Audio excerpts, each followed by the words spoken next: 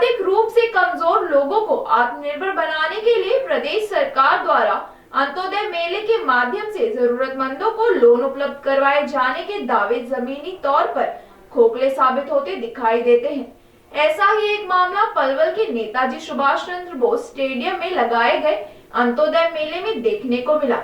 क्या है पूरा मामला, जानते हैं इस खास रिपोर्ट में। पलवल नेताजी सुभाष चंद्र बोस स्टेडियम में लगाए गए अंत्योदय मेले में पहुंचे कुछ लोगों ने आरोप लगाया कि बुला तो लिया जाता है लेकिन उनकी समस्या का कोई निदान होता दिखाई नहीं देता। अंत्योदय मेले में पहुंची एक महिला ने बताया कि वह दुकान खोलने के लिए लोन लेना चाहती हैं। उन्होंने बताया फिलहाल वे 200 रुपए रोज की आमदनी करके अपने बच्चों का पालन पोषण कर रही है, लेकिन इन रुपयों में से वह लिए गए लोन को आखिरकार कैसे चुकाएगी। अब देखने वाली बात यह है कि मेले में बैठे अधिकारी और कर्मचारी उसे सही जानकारी क्यों नहीं दे पाए। वहीं मेले में पहुंचे एक अन्य व्यक्ति ने बताया कि उनके बेटे की मृत्यु के बाद उसकी बहू ने पशुपालन के तहत एक लोन का आवेदन किया था। आवेदन किए जाने के लंबे समय बीत जाने के बाद भी उन्हें लोन की सुविधा नहीं मिली है। कई चक्कर लगाने के बाद उन्हें बताया गया कि उनकी फाइल ऑनलाइन नहीं हो पाई है। अब ऐसे में सरकार द्वारा आर्थिक रूप से कमजोर लोगों के लिए चलाई गई मुहिम किस तरह से सफल हो पाएगी, यह एक बड़ा सवाल है। वहीं मीडिया ने जब एसीएस सुधीर राजपाल से यह जानना चाहा कि लोन लाभार्थियों को दिए जाने की कोई समय सीमा निश्चित की गई है या नहीं, इस सवाल के जवाब में उन्होंने मौके पर ही अतिरिक्त उपायुक्त उत्तम सिंह को समय सीमा तय करने के निर्देश दिए। साथ ही सरकार की इस योजना को जरूरतमंदों तक पहुँचाए जाने के हर संभव प्रयास प्रशासन द्वारा किए जाने की बात कही।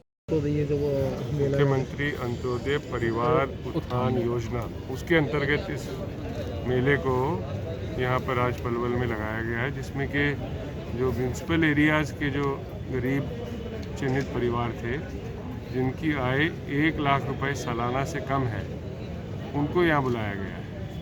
और सरकार का यही प्रयास है कि जो भी सरकारी स्कीमें चल रही हैं उन स्कीमों से इनको लाभ दिलाया जाए ताकि इनकी जो आय है उसको कम से कम 1 लाख रुपए से ऊपर ले जाया जा सके।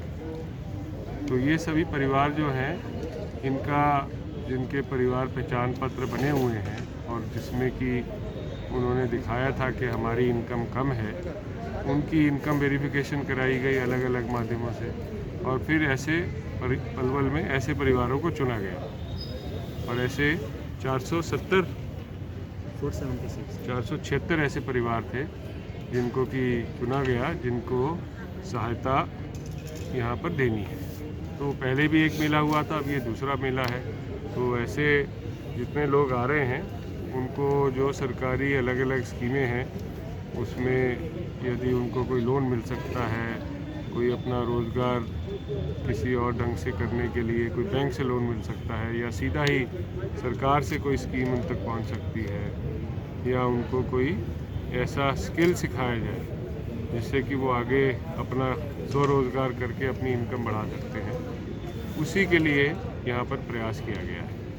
और ये आप देख रहे हैं कि सुबह से हमारे लोकल ऑफिसर्स एडीसी और एसडीएम भी यहाँ पर हैं और बाकी सभी डिपार्टमेंट। मेरी लड़का की घरवाली जो है कि विधवा है और होटल गई थी और वहाँ से क्या है कि सारे कागज़ जमा कर दिए और पशु विभाग न्यू कहता है कि आपकी ऑनलाइन नहीं हुई है। हाँ जी, भैंस का लोन लेने की। अच्छा, हाँ, और उन्होंने ये कहा है कि भाई कि आपकी फ़ाइल आ गई पर ऑनलाइन नहीं हुई, हम क्या कर सकते हैं। हाँ जी, हम उधर से मिले थे जी, डॉक्टर साहब से मिले थे और हम परसों यहाँ वो एडी साहब के पास गए थे, वहाँ एडी साहब नहीं थे।